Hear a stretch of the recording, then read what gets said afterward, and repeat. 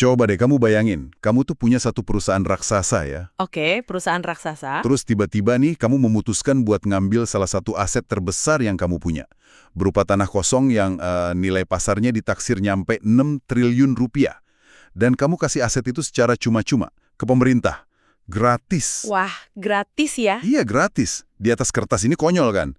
Kalau kamu manajer investasi atau pemegang saham retail, kamu pasti bakal teriak dong, kayak gila, ini mah bunuh diri finansial. Bener banget, itu reaksi pertama yang paling natural sih. Maksudku, membuang aset 6 triliun itu kedengarannya kayak red flag paling merah yang bisa dikibarkan sama manajemen. Nah iya kan? Tapi ya, di pasar modal tuh sering banget manuver yang di permukaan kelihatan paling irasional, justru malah jadi langkah catur paling brilian.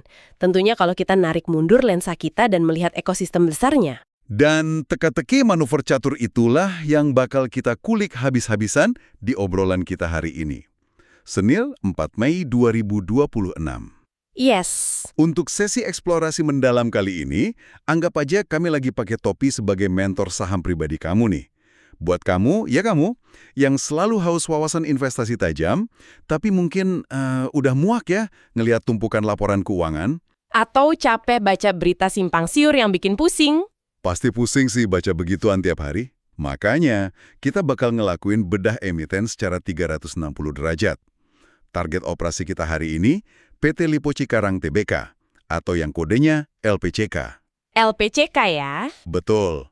Kita nggak cuma bakal ngomongin angka fundamental aja, tapi kita juga bakal bedah peta bandarmologi, terus teknikalnya, sampai rumor dan katalis hukum yang lagi panas-panasnya ngebayangin saham ini. LPCK ini kasus yang sangat epik sih di tahun 2026 ini.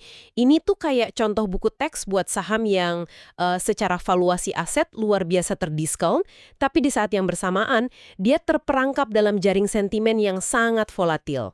Iya. Mutiara atau jebakan nih? Nah, itu dia. Bagi investor, pertanyaan terbesarnya selalu satu. Dengan semua diskon ini, apakah kita lagi ngelihat mutiara yang siap bersinar, atau kita justru lagi jalan masuk ke dalam value trap? Jebakan nilai yang bakal ngunci ulang kita entah sampai kapan. Oke, let's unpack this.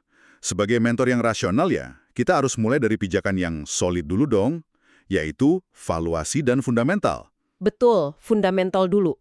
Di kisaran harga 630 sampai 815 rupiah, nilai PBV atau price to book value LPCK ini cuma di angka 0,48 kali. Sangat murah. Harganya bahkan nggak nyampe setengah dari nilai bukunya loh. Kalau kita jajarin sama raksasa properti lain, diskonnya ini jujur nggak masuk akal. Iya, jauh banget bedanya. Bumi Serpong Damai atau Ciputra, itu rata-rata PBV-nya udah mendekati 1 atau bahkan di atas 1. Pakuwon Jati malah jauh lebih premium lagi. Ibaratnya nih ya, beli LPCK sekarang itu kayak kamu beli rumah tapak elit, tapi kamu cuma bayar harga batu bata dan semennya aja. Tanahnya gratis. Analogi yang pas banget. Valuasi semurah itu kan biasanya ngisyaratin oleh pasar tuh lagi menghukum kinerja perusahaannya. Tapi yang bikin data LPCK kuartal pertama 2026 ini aneh atau jadi anomali, kinerja operasional di garis atasnya atau top line-nya itu justru agresif banget. Hah? Masa sih? Ya, dan kalau kita bedah lagi mesin penjualannya, marketing sales mereka meroket 52% loh. Wow, naiknya lumayan tuh. Nyaris nyentuh setengah triliun rupiah. Dan penopang utamanya apa coba?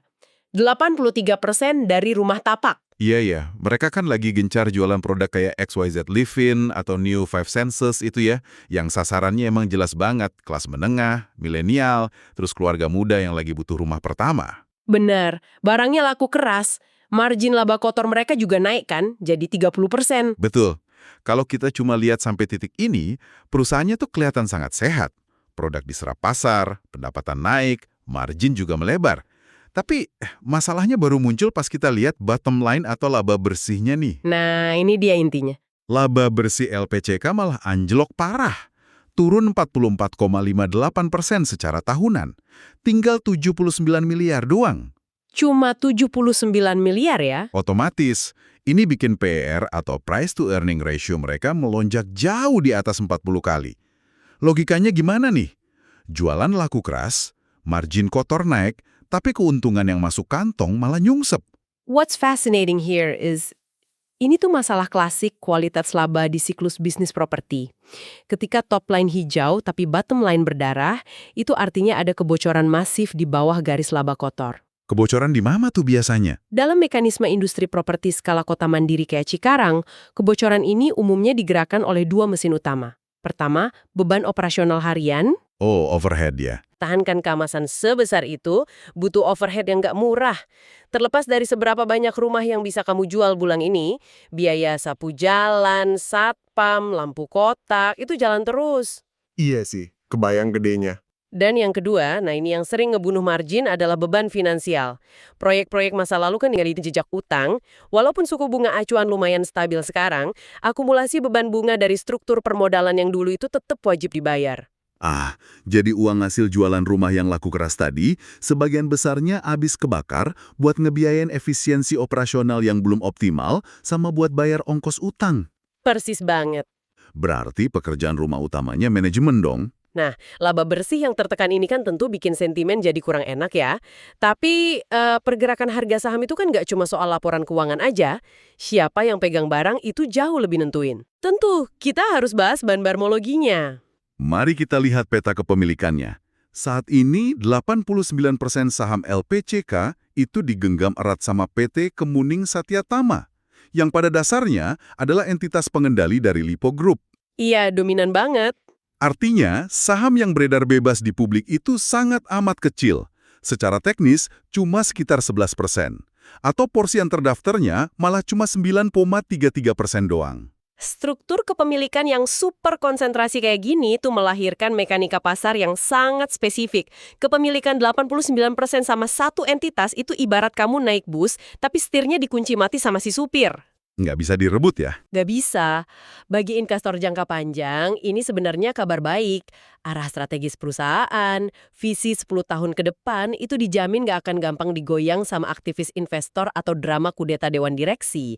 Stabilitasnya absolut. Tapi ya ada bayarannya. Likuiditas yang mengering. Tepat. Porsi publik yang cuma belasan persen bikin suplai saham di pasar reguler jadi super tipis. Mekanismenya tuh begini, ketika likuiditas kering, kamu nggak butuh volume transaksi triliunan buat bikin harga sahamnya anjlok atau terbang.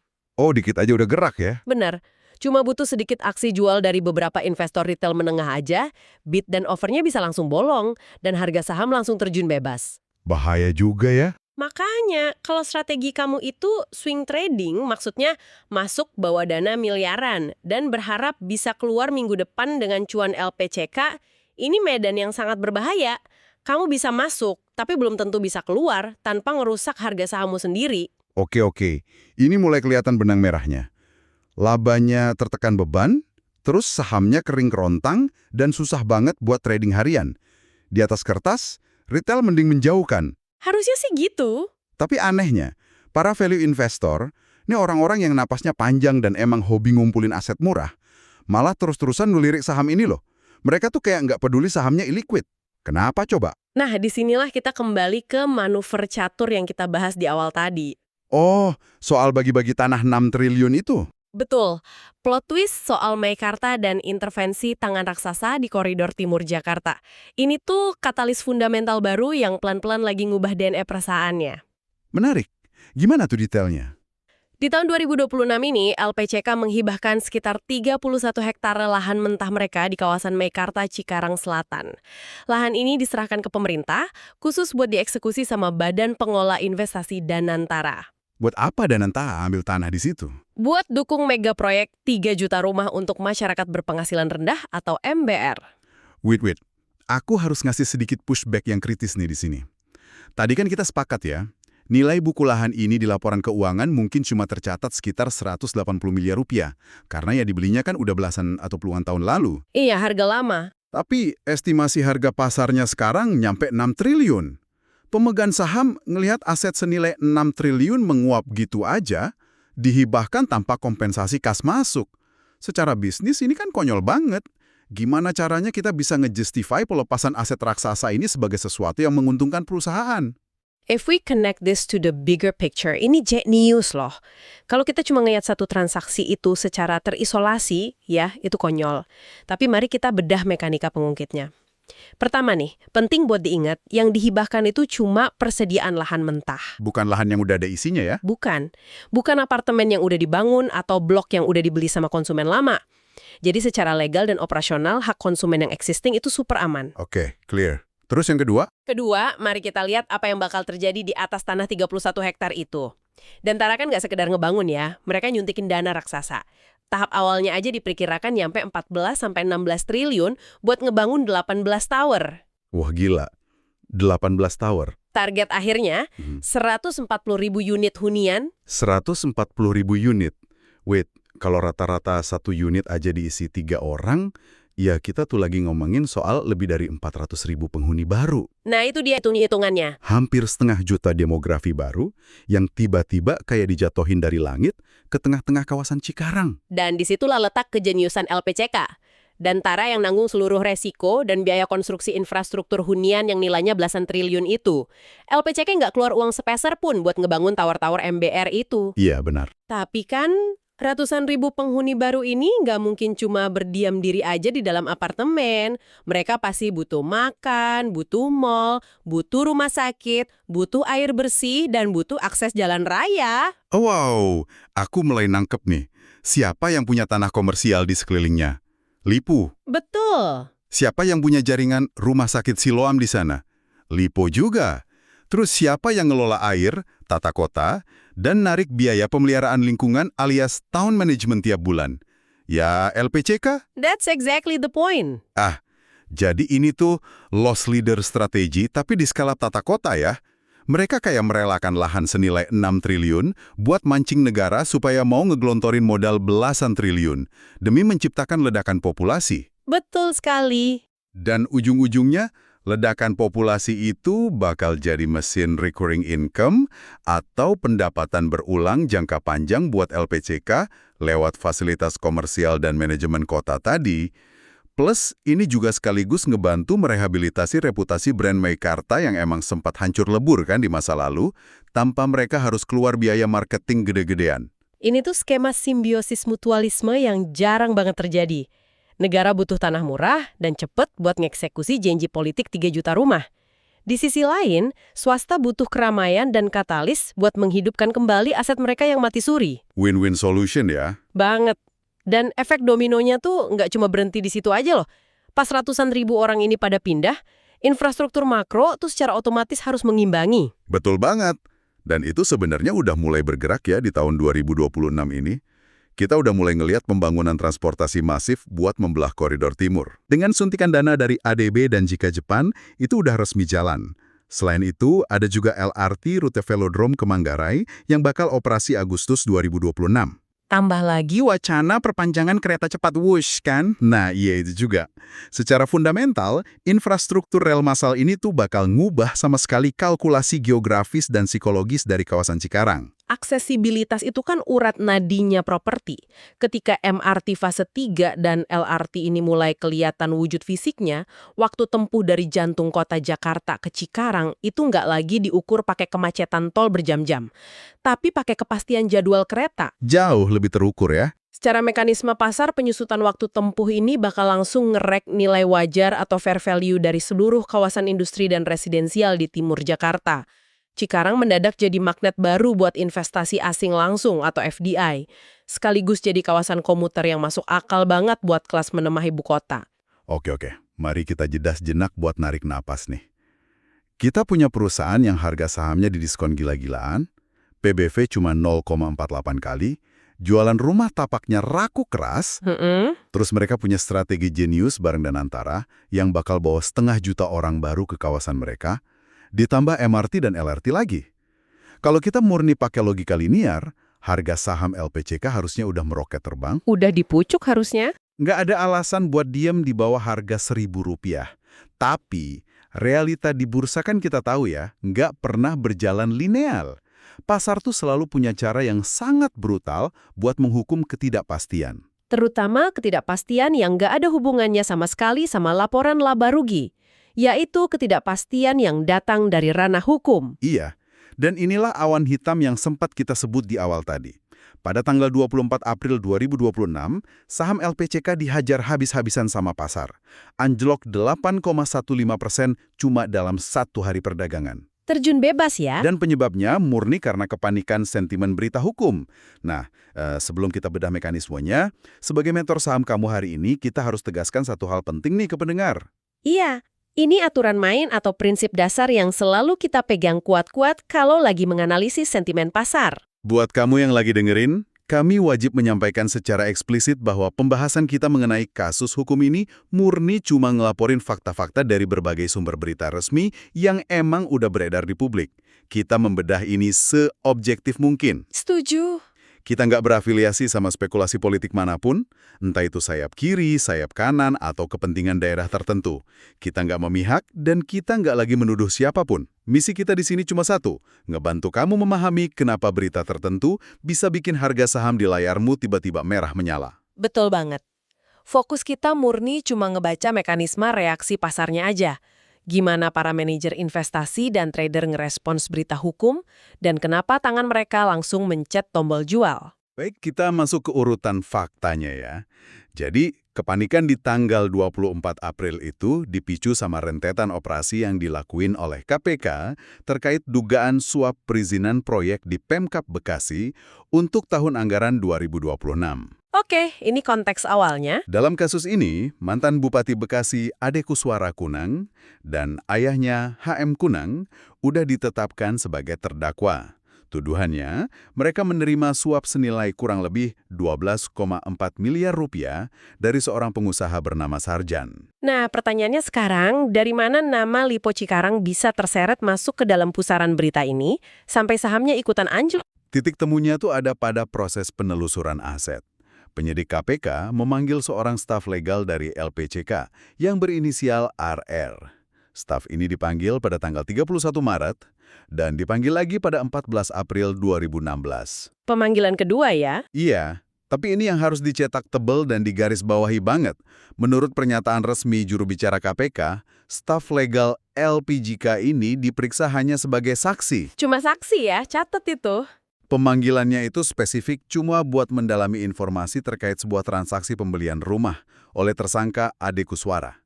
Sejauh ini, nggak ada satupun dari jajaran manajemen atau Dewan Direksi LPJK yang berstatus tersangka. Dan dari sisi korporasi, LPJK juga udah ngebikin klarifikasi resmi ya kalau mereka punya sistem kepatuhan internal yang ketat.